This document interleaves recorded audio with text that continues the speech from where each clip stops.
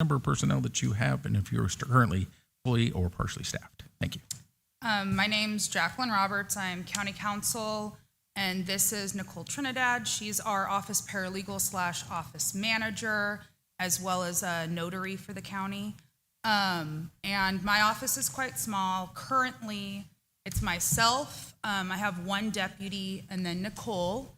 I do have a vacant position right now, and I'm underfilling it for another deputy as opposed to filling it as an assistant county counsel position, just because it's very difficult to recruit attorneys in this community.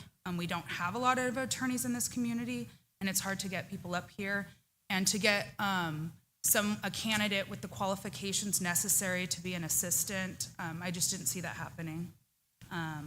And I'm hoping that I can have either the deputy I have now or a deputy in the future grow into the position as assistant, because I think that's, especially because our county is so nuanced, and we have long history of our office kind of being in flux, and so I think that's the best way to recruit and fill that position.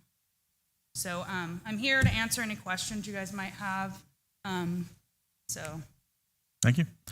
Any questions from the board? Hi, Jackie and Nicole. Thank you guys for being here.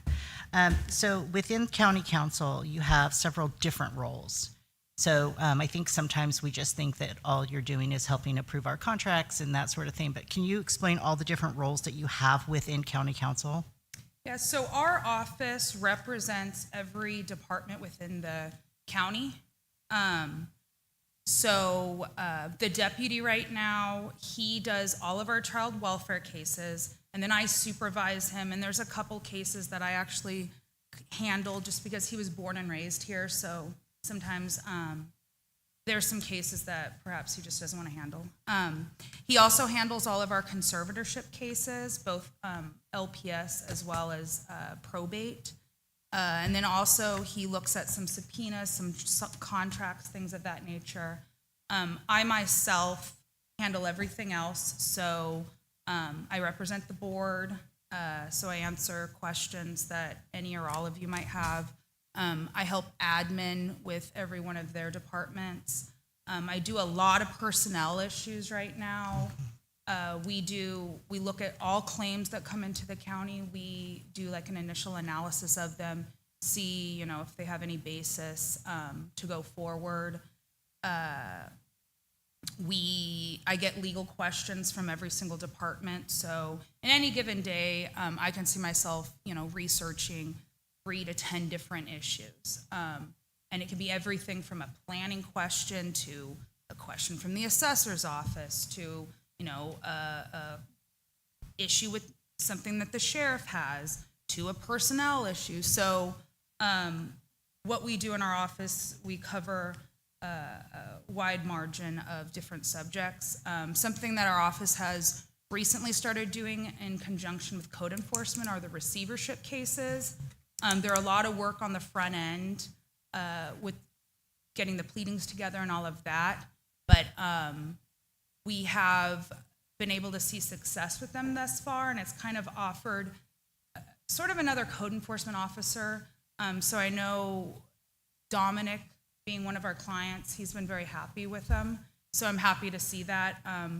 We've actually had our first one that's it's about to get closed, so it's gone through the whole process. We've seen the revamp of the house and all of that. And there was enough equity in the property where Dominic was able to get his fees back. So that was nice to see. But yeah, our office does a wide variety of things. And I'm right now tasked with most of the general stuff just because my deputy is in court a lot between child welfare and conservatorships. And both of those subjects are pretty niche, and so it takes a lot of time and energy. Absolutely. One of the questions that I've been kind of asking everybody is just so to understand kind of the metrics and to see how much workload are on these departments. So one of the questions I have is just the number of PRAs. I believe your office processes them as well. Yes. So last fiscal year, how many PRAs were processed? So we had 299 PRA requests come through our office between July 1st, 2023 and July 1st, 2024. And so the way the system works, it used to be PRAs would come to each department. They would usually send them to us sometimes to see if they needed to respond. Sometimes there were some departments that were just so overworked that they would just sit there for forever. So we got a system, implemented it through IT so that they all come in through the same portal, Next Request. Then Nicole actually handles them, the initial stages, looks at them. Sometimes we'll talk about them as an office to see whether or not are they really a PRA. Is there some exception that applies? If they're a Public Record Act, we need to respond, then she's the one that sends it out to the department that needs to respond, and then make sure that that department responds. Because oftentimes,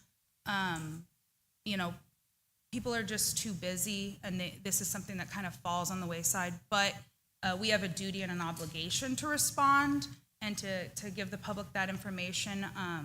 And so she's been really, really good at kind of just making sure that that process works. Yeah, because 299, that's about one a day. Yeah. If you think about it, and they are time consuming. I mean, so thank you for that. Yeah, I was kind of curious, just dovetailing off of that. Do you guys do time studies at all? Do you have any idea how much that actually costs the county? So when I received the request, and it's really up to so for me, it might not be much time out of my day. It might be an hour. Correspond with the department, and yeah, it's kind of up to the department. Sometimes they'll respond so promptly and in a day, and sometimes it takes more than 2 weeks to document. But you're overseeing that, correct? And so, I mean, that's the time that has to manage, like you've sent it out to some department. Yeah. Then you're having to be like, okay, the 10 days is ticking. Yeah. Okay. Yeah. So yeah, we have those reminders set up, and they're included on the project. So they know when they're due, and we always have we have to respond within 10 days, and then after that, we can extend 2 weeks out. 2 Jackie, weeks out. can you move the mic over? People online yeah. can't hear. I'm so sorry. So should I repeat Yeah, that? you're good. Okay. Okay, and then how many like child custody cases is Edwin or you and Edwin handling per year? So right now, we have 160 child welfare cases open at this point. And really, there's no average time spent on each case. And I mean, some of the cases have been open since 2012. Okay. So, a case has been open since 2012. That case, probably you're spending less time on because you're in what's known as like post-permanency review, or maybe that child's now aged out and is a non-minor dependent. So there's not a lot of like front-end work. It's review hearing every 6 months. Maybe something comes up in that time, but you're not spending a lot of day-to-day time. However, we do have, everybody can see the changes in society. I mean, we all see it. I've been here for, 6 years, and our community's changed a lot. So we've had a lot of new filings, and those are, the child welfare cases are a lot of work on the front end, because you have hearings, you detain the kid, you have a hearing within 3 days. Then you have another hearing, within a week. And then you have, another hearing within 2 weeks. So it's very, very, very quick. So he spends about, 60% of his time on child welfare. There's court 2 days a week. Unless there's a trial, then it can be set for, other days a week. And so we do have, it is a high caseload. And It's a stressful caseload on top of that. It is stressful. I mean, he got to transition into it because I spent most of my time here in Delnor doing child welfare, and then that's what I did prior to coming here. And so we were able to transition him, and he can bounce questions off of me very easily, and we can have a good dialogue. And I think, one of the best parts about the office being small is that all three of us get along very well, and so we're able to decompress. So even though it's a hard caseload, can be emotionally, he's able to talk to us about it. So he doesn't carry that along with him. So contracts, I mean, every single board report, we have 5 to 10 contracts. Do you have to review each of those? Yeah, we review each contract. We did, I believe, about a year ago, we came up with form contracts, which everybody's supposed to be using, but we don't see that everybody's using them. And you guys have noticed that. I do know with DHHS, they're slowly transitioning into using the form contracts. And once everybody's on board with that, it'll make our review a lot easier. It makes the review for risk management a lot easier because we've already vetted the contract. Right. And it'll just require when insurance premiums and stuff like that change, insurance requirements, just kind of updating them. So we have been able to streamline it, but we still have kind of the oddball contracts that come through that we have to look at. So, and I think in addition to that, just based on here being on the board, is litigation cases. Like, is that rising at like child custody as well, or? So we look at every claim that comes into the county.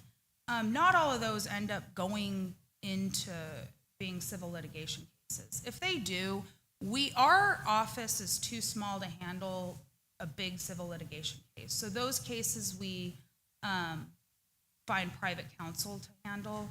I did take a civil case last year when our office was fully staffed, so I could get the kind of experience of doing it all. And it was against a pro per, and it was extremely time consuming.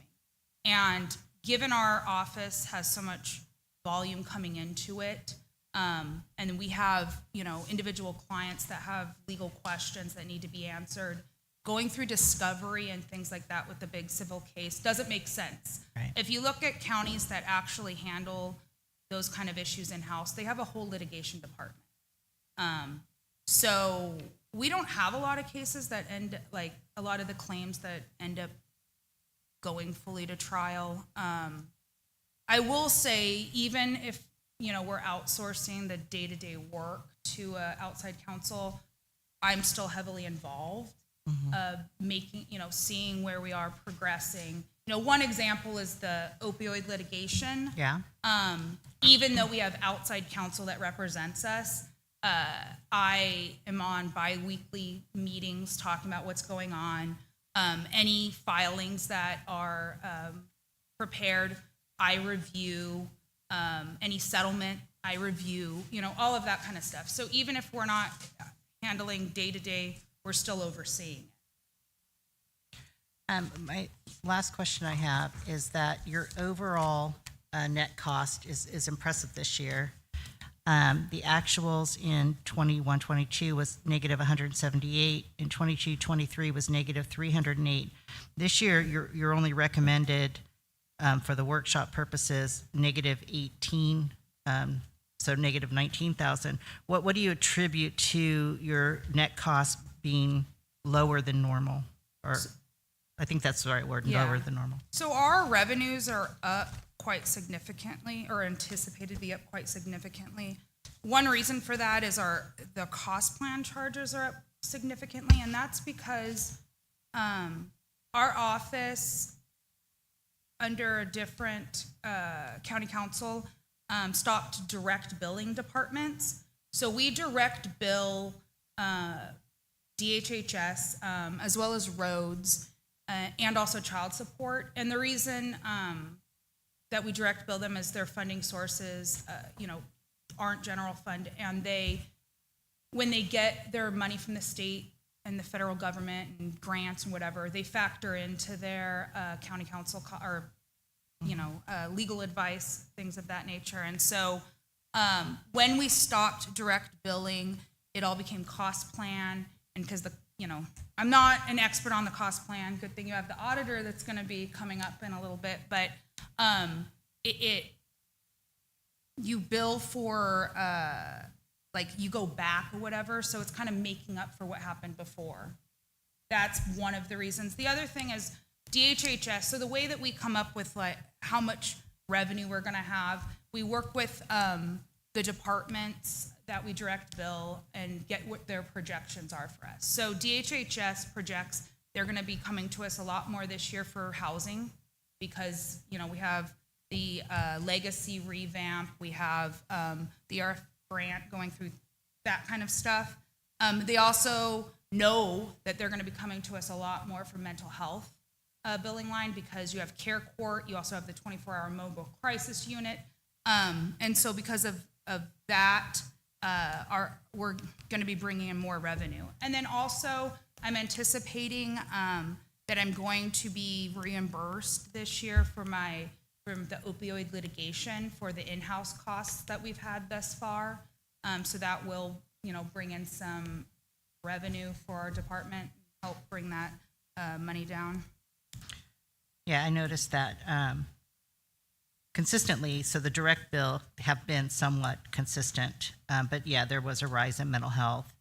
It's that cost plan so because you're kind of switching over, should we anticipate your cost plan to be lower in future years? Yes. Okay. And that, I went back to direct billing because I was asked to. I don't know why we stopped direct billing. That Right. wasn't, I wasn't the manager. I didn't make that decision. But I was asked to go back to the direct billing just because when they make their budgets, they don't budget it through the cost plan. They budget it differently. Yeah, it makes sense. If it's available, it seems to me that a direct billing would make more sense than, services 2 years down the road. I always think about that guy that eats the hamburger on Tuesday or eats it now and pays you on Tuesday. So that's how I feel like the cost plan is. So, all right, thank you so much, Jackie and Nicole, for being here. Any other questions from the board? I just had one, you answered all my questions except for the one about travel and training. Were you just anticipating a new hire? I just kind of wondering why the high number was there. So we've always traditionally had a large travel and training budget, and that's because as attorneys, we're required to maintain legal education credits and report them to the state in order to maintain our license. And it's very technical as to where the credits come from. So you can have 12 and a half credits of just general legal stuff, but then, you have to have 2 hours of competence. You have to have an hour of technology. You have to have an hour of implicit bias education. And so we get those hours through conferences. It also allows our because we have a small legal community here in the county, and nobody practices what we practice. So it does allow the attorneys and also the paralegal in the office to throw ideas off of other counties, see what other counties are doing, kind of make those connections that are very important. I'm anticipating that prices for everything have gone up. And like you said, with hiring a brand new attorney, which is most likely where I'm going to end up, that person's going to need training just to be able to kind of even understand what a county counsel office does, because nobody really knows. I could tell you when I was in law school, I didn't know anything about county counsel. So that's why I'm asking for the increase. And I do think it's extremely important for our office to travel and interact on a one-to-one with other attorneys that are practicing the same kind of law that we do. Additionally, risk management requires like 3 hours of like risk management type classes or whatever. So they offer them through the county, but when we go to these conferences, the education that we receive there counts for those hours. So instead of our staff having to put in another 3 hours to get those risk management units, we're able just to transfer what we get at these conferences to them. So that's also a benefit that I see. And, you know, most of the conferences we go through are the County Counsel Association. So they have an annual conference for all county councils. So I've gotten to, you know, talk with the county councils throughout the entire state. Then we also always go to the Child Welfare Conference, because child welfare is a type of case law, a type of area of the law that's like, I mean, sometimes daily changing. There's so much appeals that go through. The pendulum swings back and forth as to the way the laws are, depending on how the administration is, things like that. We also always go to the Probate Mental Health Conference, because there's always constantly changes in that. You know, taxation. She goes to the Office Managers Conference so she can get kind of an understanding of what other county council offices are doing as far as, you know, programs and things like that. So I think it's extremely important, and it's definitely something in my budget that I am very confident that we need to make our office a functioning office for the county. Thank you. Appreciate the explanation. Since we have a couple minutes, can I ask another question, Chair? If it's budget related, otherwise we have to open up for public comment. We still have that. Oh, it was just if you had goals for next year, but go ahead. We'll just do public. Is there any public comment as to the county council's office? PJ Estland. I do have a question about the revenue. Year to date, and that was the 5/31 budget run, which was probably had April in it, was only 228,000. And if you've been billing, I'm just curious. There's several items, I'm sorry, that show a budget that don't have any year-to-date activity. And so I'm just curious as to why that you expect you'll get an extra 200,000. I guess I don't quite understand your question. If you could point to a line, that would be more beneficial. Well, legal services, you have year-to-date, you have no activity. So that I'm anticipating a reimbursement from the opioid litigation, which I have not received yet. But Okay. I'm anticipating that I will receive it before the end of the fiscal year. Okay.